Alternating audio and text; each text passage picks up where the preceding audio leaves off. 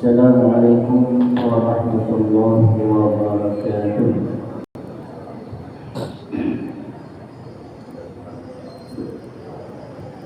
Alhamdulillah alladzi an'ama 'alaina bi ni'matil iman wal islam wa hadana bi sunnati sayyidil mursalin. Asyhadu an la ilaha illallah wahdahu la syarika lah وأشهد أن سيدنا ونبينا محمدا عبده ورسوله لا نبي بعده. اللهم رب اشرح لي صدري ويسر لي أمري واحلل عقدة من لساني يفقهوا قولي. سبحانك لا علم لنا إلا ما علمتنا إنك أنت العليم الحكيم. La haula wa la quwwata illa billahil aliyyil azim. Amma ba'd, yang berbahagia Bapak Ibu jemaah salat subuh yang dimuliakan Allah, para orang tua, para asatidz, para sepuh, para guru-guru kita yang kita muliakan. Alhamdulillah, syukurillah, alhamdulillah, kembali kita dalam kesempatan ini melanjutkan kajian kita tentang beberapa sifat yang sebelumnya sudah ada bahasan kita tentang perilaku yang tidak baik dari sifat mazmumah atau disebut juga sebagai penyakit-penyakit hati. Sebelum kita lanjutkan bahasan ini, marilah terlebih dahulu kita hadiahkan bacaan surat Al-Fatihah limusannif fi hadzal kitab, juga kita hadiahkan kepada guru kita, orang-orang yang berjasa dalam hidup kita. Mereka telah mendahului kita maupun yang masih bersama-sama dengan kita pada saat ini, serta mudah-mudahan kita mendapatkan ilmu yang bermanfaat darinya. Ala hadhihi wa ala kulli niyatin salihah ila hadratin Nabi Mustafa Rasulullah sallallahu alaihi wa alihi wa sallam. Al-Fatihah.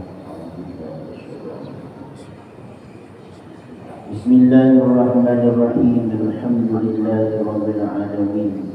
Ar-Rahmanir Rahim. Maliki yaumiddin. Iyyaka na'budu wa iyyaka nasta'in. Ihdinas siratal mustaqim. Siratal ladzina an'amta 'alaihim ghairil maghdubi 'alaihim waladdallin.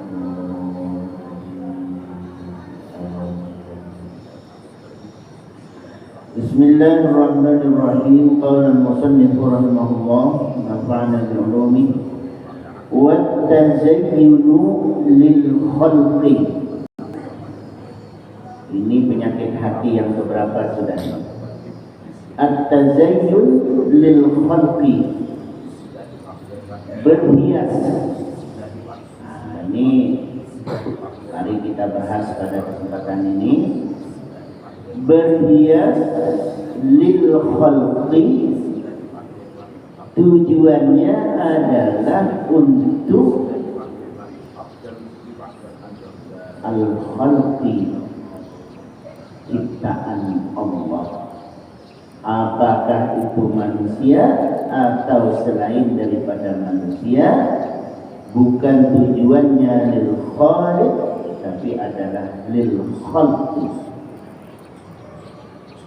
Nah, ini tentu perlu kita rinci sedemikian rupa secara detail, sebab at-tazayyun ini semakin kesininya semakin mempesona dan semakin mengagumkan.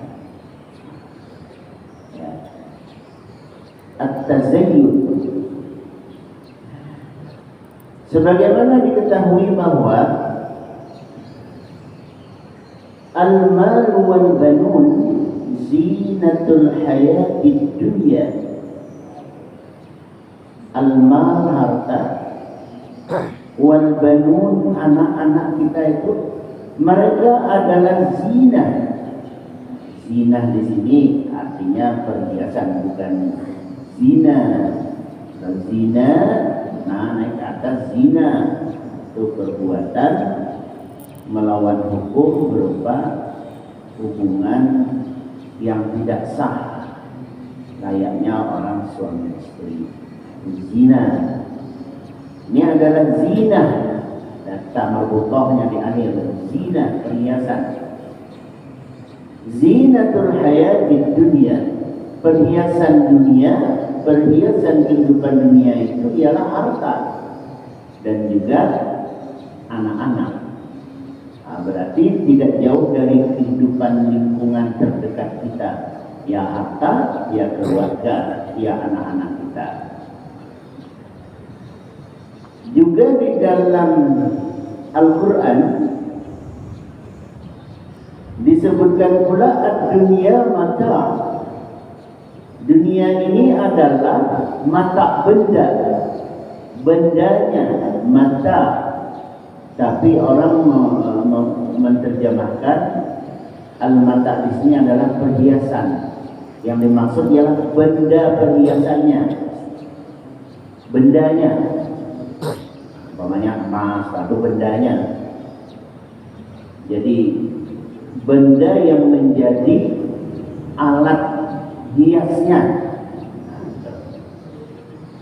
Kalau zina itu perhiasan secara umum, orang yang berhias atau sesuatu apapun yang sedemikian rupa dipercantik. Kalau mata ini adalah bendanya, bendanya. Nah, disebutkan wa khairu mata'iha al-mar'atus salihah dalam hadis Nabi. Ad-dunya mata, dunia ini adalah perhiasan, dan sebaik-baik perhiasan al-mar'ah as-salihah. Al-mar'ah disebutkan, kata-kata mar'ah di sini ialah perempuan dewasa, yang bahkan disebutkan sudah bersuami. Ini bahasa Arabnya al-mar'ah. Al-mar'ah as-salihah, yang baik, yang salihah, yang berperilaku baik, yang mengerjakan pekerjaan baik, yang menjalankan perintah dan menjauhi larangan Allah. Inilah soleh bagi laki-laki, maka yang perempuannya dikenal adalah solehah, al-mar'atus solehah. Nah, maka kalau melihat ke arah sini masih 50-50, masih setengah-setengah. Boleh, tidak boleh, boleh, tidak boleh. Bolehkah berhias atau tidak bolehkah? Yang mana yang dikelompokkan kepada at-tazayyun lil khalqi ini termasuk sifat madmumah atau perilaku penyakit hati? Yang mana yang penyakit hati? Ini perlu kita bahas. Yaitu at-tazayyunu li ajli iradatihim, sawa'un kana fil 'adati wal 'ibadati. At-tazayyun, berhias, li ajli iradatihim, karena keinginannya untuk him itu ialah makhluk tadi, berhias untuk makhluk, untuk orang lah, kalau kita ini ya untuk orang lah, untuk orang lain. Sawa'un kana fil 'adah, apakah itu menjadi kebiasaannya, pokoknya dia kebiasaannya itu berhias. Jadi kalau tidak berhias itu risih. Kan gitu. Ini orang berarti sudah biasa, tidak nyaman. Jadi kalau tidak berhias itu tidak nyaman. Nah, itu namanya adat. Berarti dia harus berhias menjadi sebuah kebiasaan. Atau juga wal ibadat, berhias untuk, nah ini yang perlu digarisbawahi, li'iradatihim, untuk orang, itu adalah dhamir yang dikaitkan dengan al-khalqi tadi, fil ibadati, dalam ibadah. Yang mana yang bisa membawa kepada sifat mazmumah atau penyakit hati. Jadi artinya pertanyaannya, boleh apa boleh? Sementara di sini ada berhias yang digolongkan kepada penyakit hati. Kalau penyakit hati berarti tidak boleh. Sementara realitanya tidak asing bagi kita, termasuk kita sendiri, itu berhias. Itu kan berhias sebenarnya. Pergi ke masjid, pakai pakaian yang terbaik, ya. Ini namanya berhias. Tidak berpenampilan apa adanya. Yang penting tertutup aurat sudah, kan tidak begitu. Kapan perlu kita tampilkan yang terbaik, pakai gamis, pakai jubah, pakai jas, pakai sorban yang rapi, pakai peci yang terbaru. Ibu-ibunya juga pakai pakaiannya yang terbaik, mukenanya yang terbaik dan mahal, termasuk kendaraannya. Pergi ke masjid itu kendaraan yang mewah-mewah.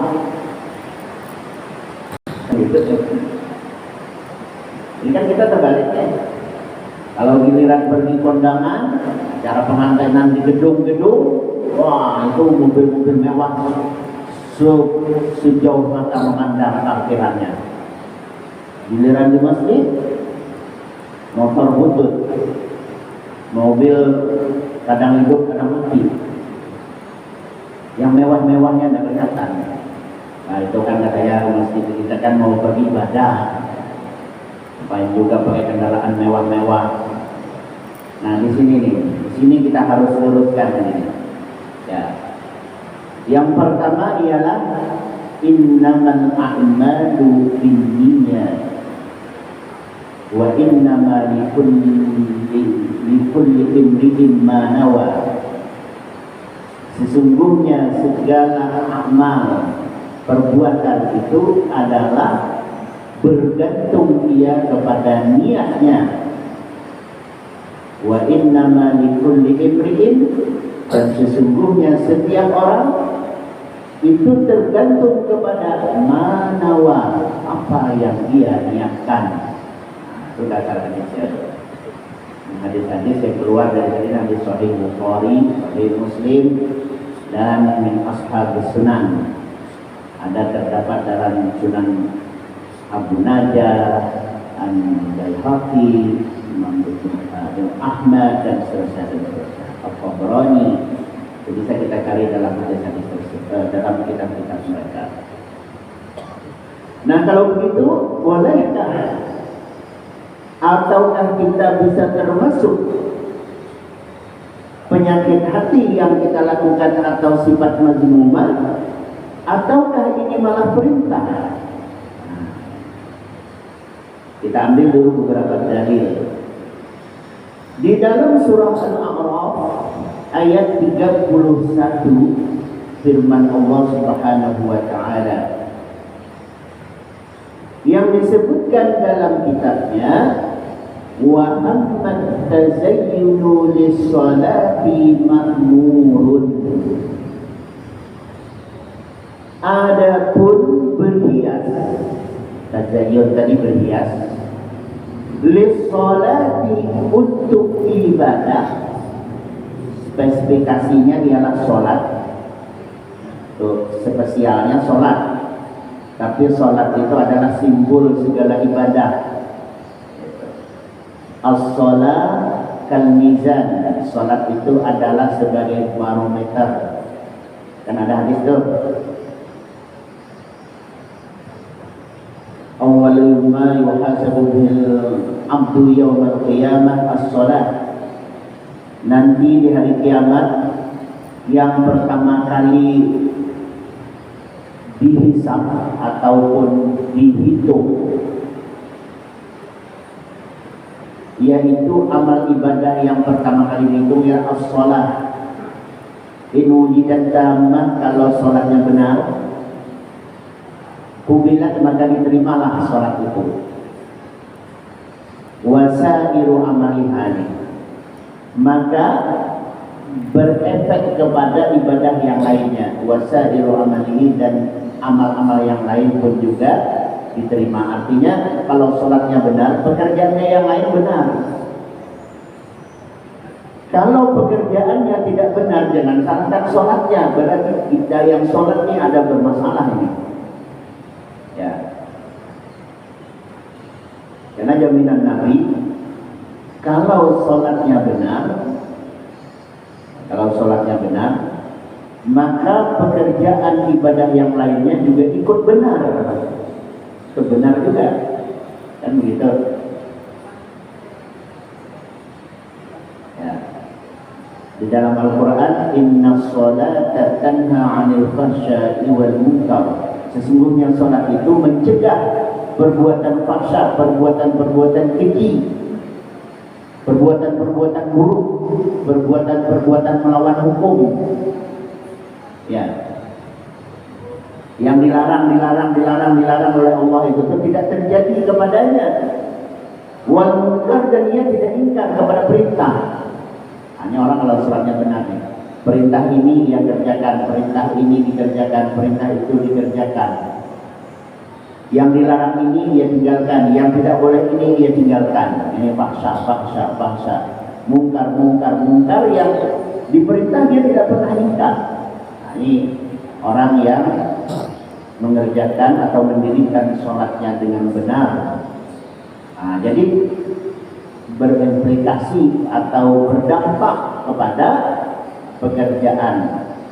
Seumpama orang sholat tapi perbuatan mungkarnya jalan juga, ya, melawan hukumnya juga, jangan disalahkan sholatnya. Wah, ini sholat nggak benar ini. Buktinya saya sholat juga, katanya sholat mencegah perbuatan keji dan mungkar, tapi kok saya bisa keinginan kuat untuk melakukan perbuatan keji dan mungkar. Ya. Atau hadis Nabi tadi, ya, yang pertama kali dihisab adalah sholatnya. Kalau sholatnya benar, maka benar pula lah ibadah lainnya. Saya sholat, tapi kok ibadah lainnya bermasalah ini nih. Saya masih mau melakukan itu, ini dan sebagainya. In wujidat naqisah, kalau ternyata sholatnya bermasalah, ya bermasalah itu berarti entah ada syaratnya tidak terpenuhi, entah hukumnya yang kurang, ya, entah mengerjakan perkara-perkara yang makruh terlalu banyak di dalam sholat, entah tidak khusyuk, gitu ya. Nah, ini bermasalah. Maka bisa jadi ruddat, sholatnya itu nanti ruddat, ditolak. Kalau sudah sholatnya ruddat, ditolak, wasairu amalihi, dan seluruh amal, sairu amalihi, luar biasa ini hadis ini, seluruh amal ibadahnya yang lain ditolak. Ini orang bisa berpikir dalil, katanya pergi haji sembahyang aja dulu. Nah, ini orangnya ke sana nih, cara berpikirnya nih. Nah, setelah haji lah ya, perasaan gue yang ini ada uang selalu ya. Ini orang-orang berdalil yang asal apa namanya? Seenaknya dewe kata orang Jawa ya. Ya. Semau-maunya dia saja. Ya, mestinya kan tidak begitu. Coba dibalik. Mungkin cara Allah memberi dia ini bisa menjadi benar sholatnya, kasih dia rezeki dulu. Begitu dikasih rezeki, muncul keinginan untuk pergi umroh, muncul keinginan untuk pergi haji. Nah, ke situ dibalik. Jangan diikuti. Ini kan diikuti tuh. Sholat aja belum benar, puasa sudah kelihatan, alih-alih pulang umroh. Gitu. Ini berarti kan ngikut arus saja ini. Dijerumuskan aja dia. Nah, ya. Prinsipnya ada macam Tuhan ini. Salah waktu lalu kalau umroh ini. Nah, berarti jadi patokannya tuh ya karena sholatnya dianggap tadi bermasalah, ya kan? Puasa tidak kelihatan dan seterusnya. Begitu beliau ini ternyata pergi umroh karena umroh kelihatan, apalagi pergi haji yang semua orang bisa saksikan, akhirnya ada yang komen di belakang, belum haji aja jangan, seolah-olah apa ya, kaget tapi kayak sinis gitu ya. Nah, itu. Coba dibalik, disongsong dari sana. Bisa jadi Allah memberikan perkara perubahan pada dirinya setelah beliau ini merasakan bagaimana nikmatnya beribadah. Nah, di situ ketika pergi umroh di hadapan Baitullah, di Masjidil Haram, di Raudhah Masjidil Nabawi, dan di tempat-tempat mustajabah lainnya, ternyata doanya dikabulkan.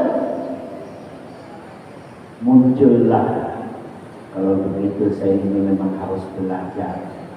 Sholat yang selama ini saya cuma ikut-ikutan,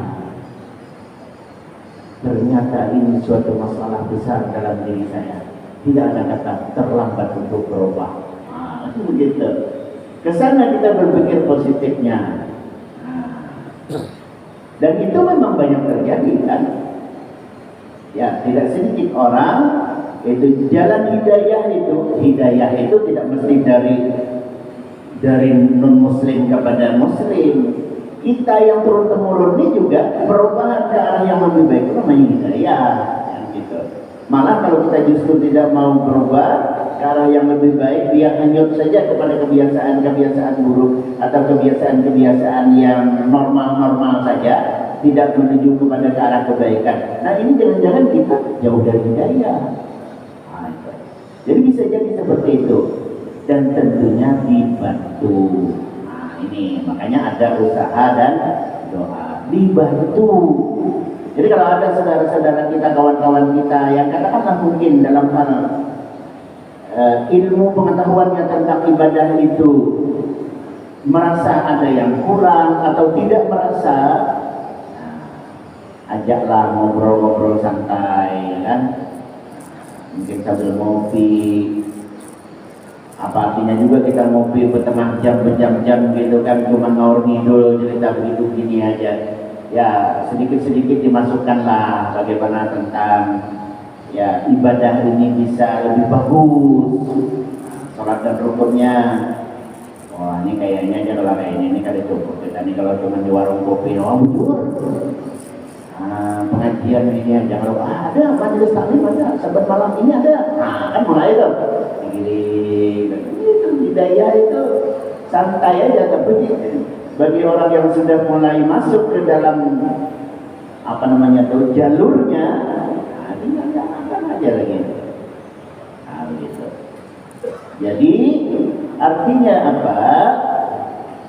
Bahwa simbol ibadah itu adalah sholat, maka di sini disebutkan at-tazayyunu lis-sholati ma'murun, yaitu diperintahkan.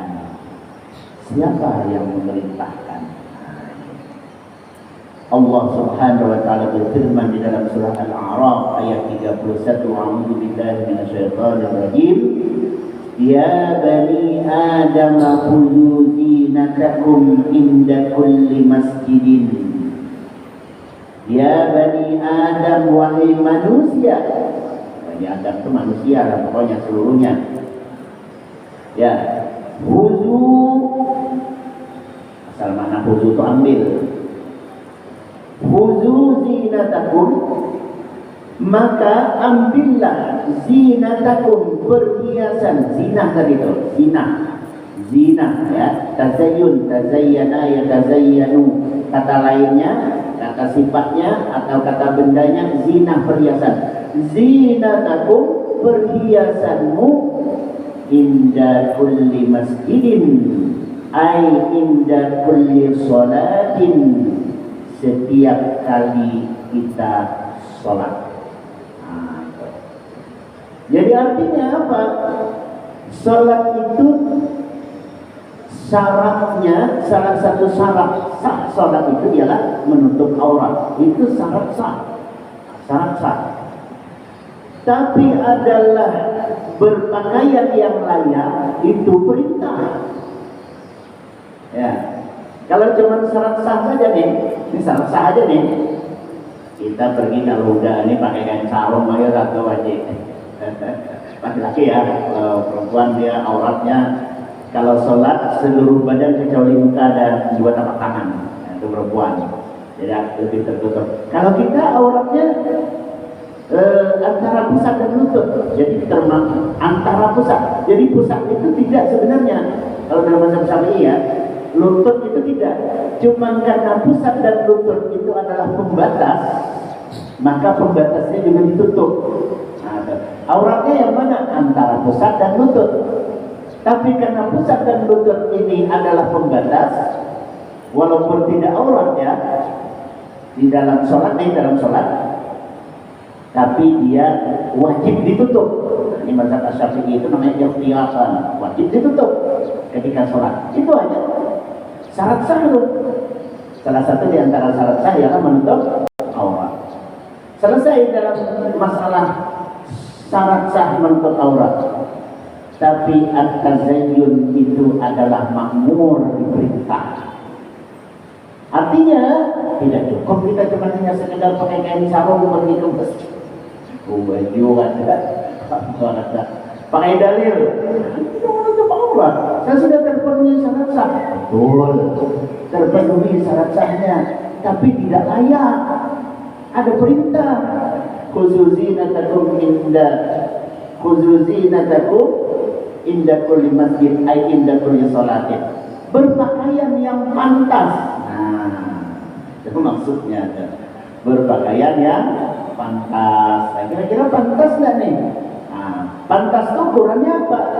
Ukurannya adalah agama. Tidak bisa ukuran pantas itu menurut selera kita masing-masing. Orang Papua sana, pakaian adatnya itu pantas bagi mereka. Tapi begitu dibawa ke cemilan, nah, kira-kira pantas tidak? Pakaian adat jauh kalau ya nih. Kasih dulu baju dalamannya baru pakai, mana mau. Mereka protes. Oh tidak begitu, ada kami pokoknya buka baru pakai ini aja, moncong di depan, kasih model kayak selang gitu. Itu cuma bagi mereka itu pantas. Apakah pantas ukurannya itu? Nah, makanya pantas itu ukurannya adalah agama. Kalau sudah agama, lihatlah bagaimana kita beragama. Jadi yang pantas itu ya apa pakaian kita, ya kayak kita pergi sholat. Maka ambillah pakaian terbaik kita inda kulli masjidin. Masjid bisa dimaknai masjid tempat sujud. Masjid itu artinya ismul makan dari kata-kata sajadah. Masjid tempat sujud. Yang dimaksud ialah sholat. Nah itu namanya sujud. Inda kulli sholatin, yaitu setiap sholat. Jadi kesimpulan yang bisa kita ambil pagi hari ini, maka berpakaianlah yang pantas, berhiaslah dalam sholat, bukan hanya sekedar menutup aurat, karena berhias untuk sholat itu adalah makmurun. Kalau begitu, benarkah yang kita lakukan? Benar, karena yang kita lakukan itu adalah lil khaliq, untuk Allah pencipta.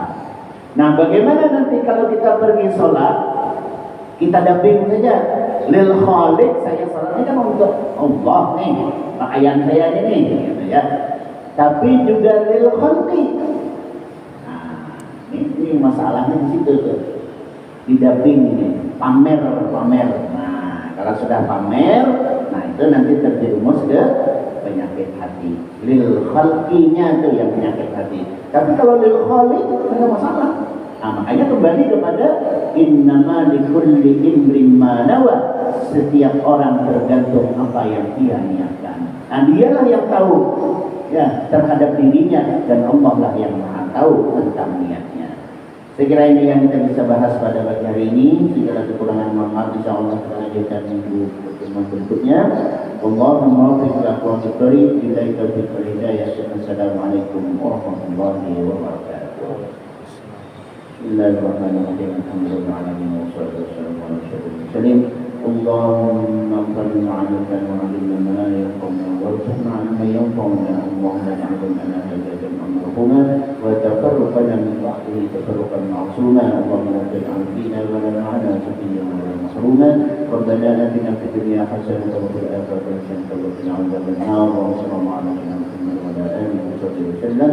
Alhamdulillahirabbil alamin. Taqabbalallahu